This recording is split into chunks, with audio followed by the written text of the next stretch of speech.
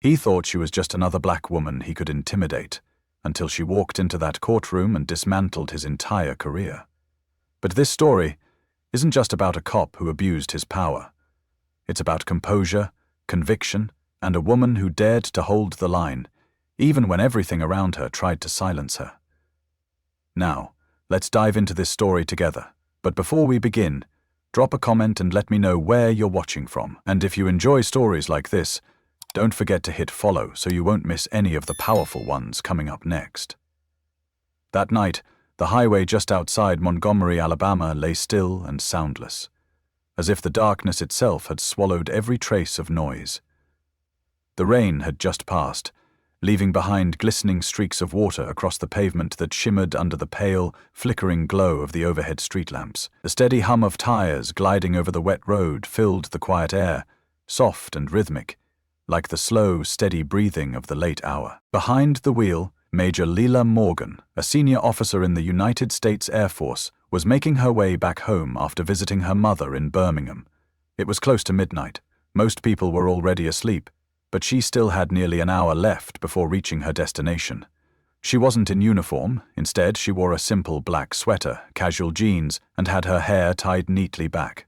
From the outside, she looked like any other woman driving alone on a quiet night. Soft, classic jazz floated through the car speakers, the smooth notes of a saxophone wrapping gently around her thoughts, lulling her into a state of quiet calm. Then, suddenly, a burst of flashing red and blue lights exploded in her rearview mirror, a jarring shock of color that struck through the night like a slap. Her heart clenched, not from fear but from exhaustion, and a familiar, sinking feeling. She knew this moment. She had been here before. She signaled, slowly changed lanes and pulled over to the side of the road. As the engine clicked to silence, she drew in a deep breath, placed both hands firmly on the steering wheel, a reflex born of years training recruits on how to safely interact with police. Only this time, she was the one setting the example. The white patrol car stopped behind her. Its lights continued to strobe, casting sharp, erratic patterns in the darkness, slicing through the rearview mirror like silent sirens. The driver's door creaked open. A tall man stepped out, his boots hitting the wet pavement with a heavy, deliberate thud, echoing like hammer strikes in the quiet night. His pace was slow and measured, the kind of walk that declared control before a word was spoken. The name on his badge glinted under the flashlight he carried. Officer Donald Reeves. He approached her window without greeting, without explanation. His voice was low, clipped, and devoid of warmth as he barked out a demand for her license and registration. Lila glanced briefly into the mirror and met his eyes for a fleeting second. Calmly, she reached over, retrieved her documents, and handed them out. Her voice was low but clear as she asked whether she had been speeding. He offered no reply. Instead, he held her papers in front of him, staring past them as his gaze swept slowly across the interior of her vehicle, as if searching for something, anything, to justify the stop. Then, without expression, he stated that her tail light was out. Lila frowned. That wasn't right. Her car had been serviced just 2 weeks ago. Everything had been in perfect working order. She started to explain, her tone measured and composed, but before she could finish, he cut her off sharply. His words snapped through the air like the crack of a whip, accusing her of arguing with an officer. The atmosphere inside the vehicle shifted instantly. The music had stopped, the world outside was silent. Inside, it felt like the air had thickened. Lila recognized this kind of silence, the suffocating stillness that hung in the room during high-stakes security briefings, when the cost of a single wrong word could spiral into disaster. She straightened her back and responded in a calm, steady voice, saying that if there was an issue, she was more than willing to check and correct it. His response was immediate. He ordered her out of the car. She turned toward him, her expression firm, and asked for a reason. The officer stepped closer, his face now clearly visible under the harsh glare of the flashing lights. There was no uncertainty in his look, only coldness and a quiet smirk of satisfaction. He didn't offer justification, just a blunt, condescending answer, because he said so. Lila's hands tightened slightly on the steering wheel. She had no desire to escalate the situation, but neither would she allow herself to be intimidated. After a brief pause, she unlocked the door and stepped out into the chilly night. The damp air brushed her skin, sending a faint shiver down her spine. Reeves stepped back, eyes scanning her with the intensity of someone sizing up a threat. He ordered her to turn around and place her hands on the vehicle. For a moment she remained still. Then she spoke again, this time with unmistakable clarity, asking once more for a reason. His face darkened, his tone rising with irritation as he questioned whether she was resisting, and in that brief instant, it was as if the entire night stood still. There were no witnesses, no dashcams, just a white officer and a lone black woman on a deserted stretch of highway. Lila's voice cut through the tension, slow and deliberate. She said she wasn't resisting, she was asking a question. Each word was carved from restraint, each syllable chosen with precision. The officer squinted at her, anger simmering just beneath the surface. Then, with exaggerated authority, he pulled out his radio and spoke into it, announcing that he had a non-compliant subject at a traffic stop. And in that moment, Lila understood. This was no longer a matter of a broken tail light or any legitimate infraction. This was about dominance, a performance of unchecked authority, a game she never agreed to play. The night wind howled through the trees lining the roadside, cutting through Lila Morgan's thin black sweater as she stood in the harsh contrast between darkness and the flickering lights of the police cruiser. Her hands remained on the hood of the car, her palms cold against the chill of the damp metal, while Officer Donald Reeves circled behind her, his boots striking the wet pavement in a steady, deliberate rhythm. Each step landed with a hollow thud, echoing like the slow, deliberate beat of dominance. Lila had faced danger in far more treacherous places than this, on foreign bases, where war was not a distant idea but a daily presence. But here, on a quiet stretch of road near Montgomery, Alabama, what unsettled her wasn't the threat of gunfire or explosives. It was the gaze of a man who believed he had power over her body, not because of anything she had done, but because of her skin color and the badge he wore on his chest. His voice came from behind her, flat and rehearsed, like lines from a script he had delivered too many times to count. He asked if she thought he couldn't recognize her type. He said people like her always dressed neatly and spoke in legal terms, thinking it would make him back off. Lila stood still. She knew his words weren't really about her. They were symptoms of something deeper, an institution that had long nurtured this brand of arrogance, a system that had taught white men that a black woman's assertiveness was not intelligence or self-respect, but defiance, a threat, a challenge to their authority. In a low, steady voice, Lila told him she was only asking about her rights. He didn't answer. Instead, she felt the cold snap of metal around her wrists, the handcuffs locked with a click that sounded louder than anything else that night. No explanation, no justification, just the forceful assertion of power in a place with no witnesses, no accountability. Inside the patrol car, Lila sat stiffly in the hard plastic back seat. Her back was straight, her hands bound tightly behind her, the metal biting into her skin. A pale interior light shone down on her, casting a sickly hue that made her look as if she belonged in this cage, as if guilt was written on her face. Up front, Reeves slammed the driver's door shut, making the whole vehicle shudder. He whistled a short, tuneless melody, then glanced at her in the rearview mirror. A smirk tugged at one side of his mouth, as he told her that people like her always thought they were better than everyone else. She didn't respond. Her eyes remained locked on the reflection of herself in the plexiglass divider. A black woman, tired, but not broken. He kept talking. He said he had arrested tourists, kids from the suburbs, but people like her, people who knew how to talk about the law, who thought they were educated, were always the worst. They annoyed him the most. She looked at him through the glass and, with a voice barely above a whisper, told him maybe that was because they understood the law better than he thought. His eyes flashed with anger. A small spark lit behind the mask of control. His jaw tightened. His fingers gripped the steering wheel until his knuckles turned white. He didn't say another word, just slammed the gas pedal, causing the car to lurch forward. They arrived at the local police station, a weathered grey brick building that sat quietly under the weight of its own complicity. Inside, the fluorescent lights flickered overhead, casting cold beams that danced along the walls. No warmth, no welcome.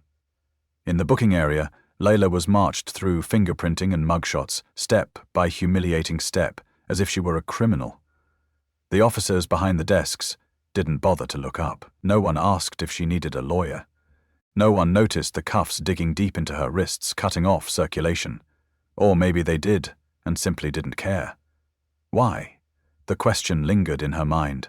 Because they were used to this, used to seeing people like her treated this way.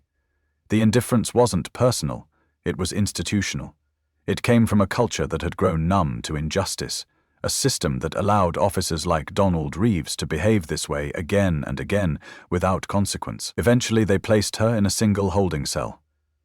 The steel door slammed shut with a deep clang that vibrated through her chest. She sat down on the metal bench, which offered no cushion, no comfort. Cold air streamed in through a vent above her head. There was no blanket, no mattress. No one came to check on her.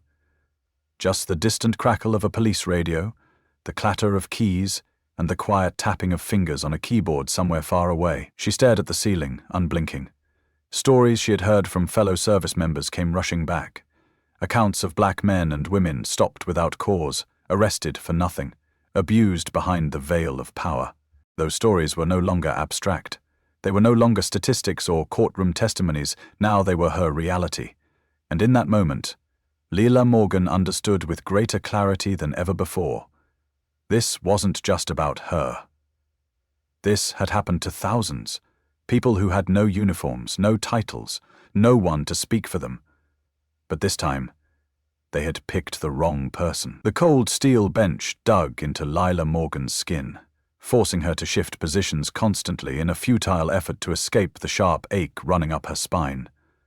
The ceiling above her hung low, and the fluorescent light flickered erratically, casting bursts of seizure-like flashes that strained her eyes. The air inside the holding cell was thick and unpleasant, a mix of industrial disinfectant, human sweat, and rusted metal. She had endured survival training in extreme weather, slept on hard ground during grueling weeks-long missions, but no environment had ever kindled this kind of slow-burning anger inside her. Beyond the steel door was a quiet corridor, only occasionally disturbed by the dull thud of leather shoes against the stone floor, the footsteps of people cloaked in authority but stripped of ethics. The sound now grew closer. She didn't need to look to know who was coming. The rhythm of Officer Donald Reeves' stride was unmistakable, arrogant, controlled, dripping with a confidence born from unchecked power. He didn't walk down that hallway, he marched through it, like a man parading through his private kingdom. The lock clicked open with a mechanical snap. Lila didn't lift her head. She had learned the power of stillness, how to keep her eyes steady, how not to flinch. That quiet defiance, the refusal to react, was what often unraveled men like Reeves. His voice entered the room first, laced with mockery as he asked if she was comfortable. She didn't respond. Instead, she shifted slightly, resting her elbows on her knees, fingers interlocked. Her posture was solid, unmoved. She sat not like a prisoner, but like someone waiting to be answered, someone judging the man who had put her there. Reeves stepped closer, arms crossed. The light above highlighted the creases etched into his forehead, not the lines of wisdom, but the wear of a man who had long ruled by intimidation. He chuckled and told her that things could have gone differently if she had just cooperated from the beginning. Slowly, Lila raised her head. Her eyes were sharp, cutting through the air between them, yet her expression remained composed. She said plainly that she had cooperated, he hadn't. For a brief moment, confusion flickered across Reeves' face. It was quick, almost imperceptible to the untrained eye, but Lila saw it. She had been trained to read faces, to detect even the smallest crack in a carefully controlled mask. He scoffed, saying she thought she was smart, but intelligence wouldn't help her in a place like this. She corrected him, her voice calm and unwavering.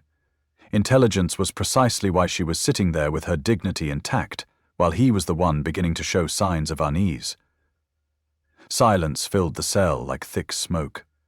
Reeves clenched his jaw, his fingers cracking as he curled them into fists. The smirk had vanished. His tone turned sharp as he demanded to know how good she thought she was. Just because she was a major, just because she was an educated black woman, Did she really think that put her above the law? Lila looked him straight in the eye and told him she was smart enough to recognize when the law was being twisted to serve ego and prejudice, and strong enough not to be afraid of his cheap tactics. Her words didn't rise, didn't tremble. They landed like stones, heavy and undeniable. Reeves froze. He had never been confronted like this, not in his precinct, not by a woman, and certainly not by a black woman. Lila's gaze held steady. She sat like a mountain, still and solid, untouched by the storm swirling around her. Outside, the first raindrops began to fall, tapping gently on the tin roof above the station, like a soft drum roll ushering in change. A breeze slipped in through the cracks of the door, carrying with it a chill and something else. A shift in the atmosphere, subtle but certain. Moments later, another set of footsteps approached from the hallway. Lighter, quicker. A younger officer appeared behind Reeves, holding a folder in his hands. He paused when he saw Lila, his expression tightening with hesitation. He called out to Reeves, informing him that there was a call from a superior. They were being ordered to immediately review the entire case file. Reeves spun around, his voice low, strained, asking who had called. The young officer replied that it was Lieutenant Colonel Whitaker from the Inspector General's office. The mood in the room changed instantly. What had been a one-sided power play now shifted, and Lila became the still center of a quiet but growing reckoning. She was no longer just a detainee. She was a flame refusing to be smothered by darkness. When Reeves turned back to face her, his eyes no longer carried arrogance. There was hesitation now, a flicker of fear. He asked who she had contacted. Lila offered a soft smile and told him she hadn't called anyone. Others had spoken up because justice still had a place in this world. That confidence, that unshaken steel beneath the surface, was what kept Lila Morgan from breaking. Not her rank, not her training, but her clarity, her belief in truth, and her courage to hold on to it even when surrounded by silence and shadow. Morning sunlight filtered through the tall windows of the Montgomery County Courthouse, casting long streaks of golden light across the polished marble floor. It shimmered like slow-moving ribbons in the cool air. On the surface it was a typical morning, but inside Courtroom 3, something simmered just beneath the stillness, waiting to erupt. The courtroom was packed. Every seat behind the railing was filled, and a few people stood along the walls, eyes fixed on the defense table.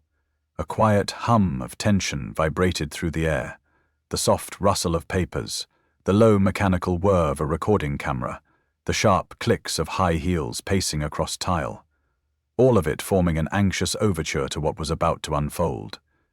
In the center of it all sat Lila Morgan, upright, shoulders squared, gaze unwavering. She was no longer in handcuffs.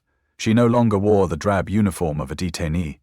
Instead, she was dressed in a sharp navy blazer, a crisp white shirt buttoned to the top, and carried herself with a calm, immovable presence. She had not come to apologize.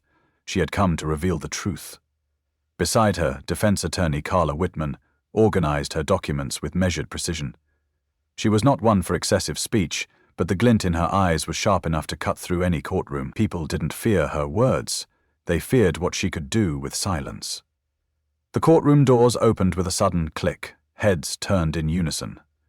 Officer Donald Reeves entered in a perfectly pressed uniform, his steps heavy with forced confidence. But those watching closely could see it. The stiffness in his shoulders, the tightness in his neck, the way his eyes darted anywhere but toward the defendant's table. Lila didn't look away. When their eyes met for a brief moment, Reeves turned his gaze. It was only a second, but to Lila, it was the first victory of the day. From the rear door, Judge Julius R. Vaughn entered, a black man in his 60s with a tired but resolute face. He didn't need assistance. He didn't need reminders. After decades on the bench, he had seen too many cases like this, and each one reminded him why he was not yet ready to step away. He called the court to order, his voice echoing through the chamber with quiet authority. The prosecutor, Daniel Whitmore, rose to his feet, a middle-aged man with a clean-cut appearance, his blue and white striped tie perfectly knotted and his hair neatly parted. He looked like someone people might trust on sight, but in his voice was a clarity that cut through pretense. He addressed the court, stating that the prosecution was moving to dismiss all charges against Major Lila Morgan. New evidence had emerged, including footage from Officer Reeves's body-worn camera and records of his past conduct, which clearly indicated that the arrest had no lawful basis. A ripple moved through the room. A reporter whispered to a colleague that someone had finally blown the lid off the case. Whitmore continued, his voice steady but brimming with quiet outrage. Internal complaint records revealed a clear pattern of racial profiling. The data showed that under Officer Reeves' watch, black drivers were stopped at more than triple the rate of others. A soft murmur of disbelief rose from the back corner. On the witness stand, Reeves sat with his fingers interlocked, his eyes flickering across the courtroom like a man searching for an exit that wasn't there. An objection was raised by Reeves' attorney, who shot to his feet, but Judge Vaughan raised a hand and silenced him. The judge simply stated that the court would now view the video. The lights dimmed. A screen slowly descended. A beep sounded, then another. And then the video began. The footage shook for a moment, then steadied. There was Lila, standing beside her car in her black sweater, her voice calm as she asked why she was being ordered out of her vehicle. Reeves' voice responded, cold and absolute. Because he said so. The clip showed the handcuffs, the flashing lights, the slammed door, and then that smirk. His voice, recorded clearly, said, "Lady, I know exactly what I'm doing." When the video ended, silence gripped the courtroom like a vice. No one moved, no one spoke. Judge Vaughan removed his glasses and wiped them with a handkerchief. When he finally spoke, his words were slow and measured. He asked Officer Reeves if he had any justification for his actions. Reeves stood. The overhead light caught the beads of sweat on his forehead.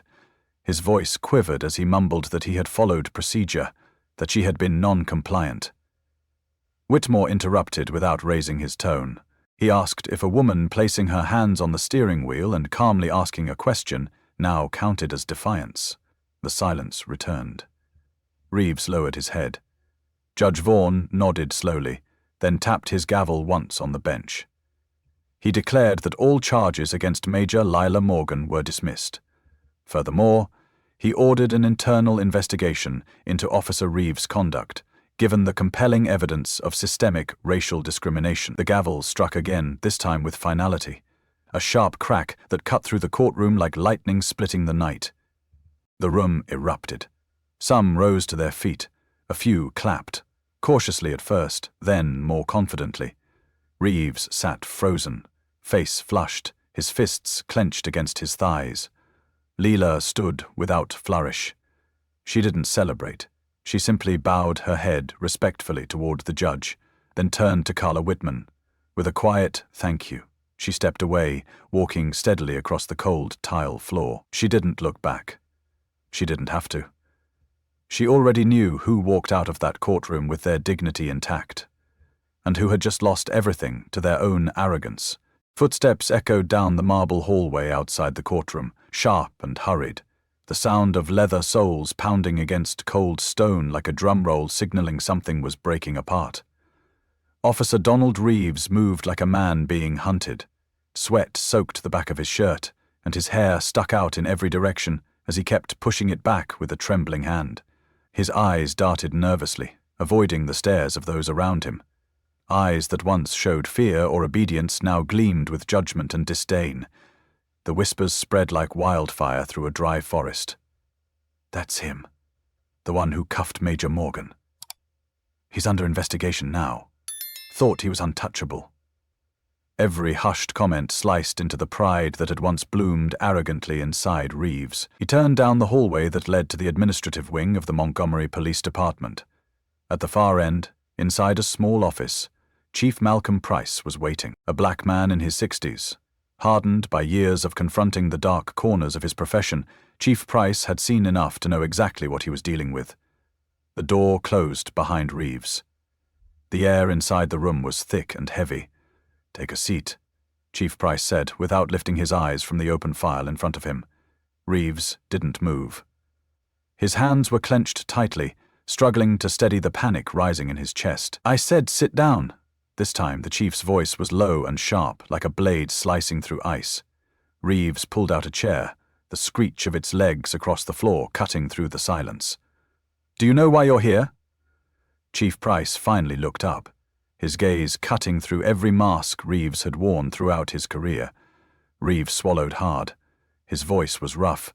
He said he was just doing his job. Chief Price slid the file forward. His tone was calm, but carried the weight of judgment.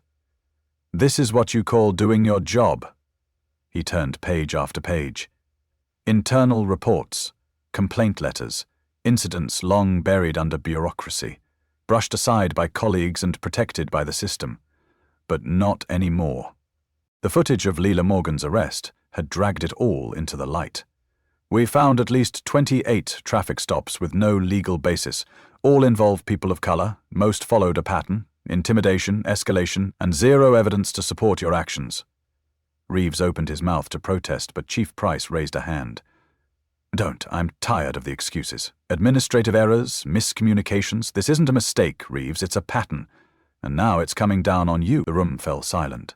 Only the faint tick of the wall clock and the soft hum of the ceiling vent could be heard. "Am I being suspended?" Reeves asked, his voice stripped of his former confidence. Chief Price leaned back in his chair, fingers steepled in front of him. "Not just suspended. Effective immediately, your badge is revoked, system access denied, and you'll be awaiting formal investigation by the Department of Justice. If they find evidence that you knowingly concealed information or submitted false reports, you won't just lose your job, you may lose your... In life, we all face moments of injustice, being misunderstood, mistreated, or unfairly judged.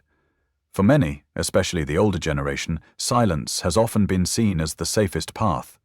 Stay quiet, stay safe, stay out of trouble. But Major Lila Morgan's story shows that silence isn't always the right choice. She didn't shout. She didn't demand attention.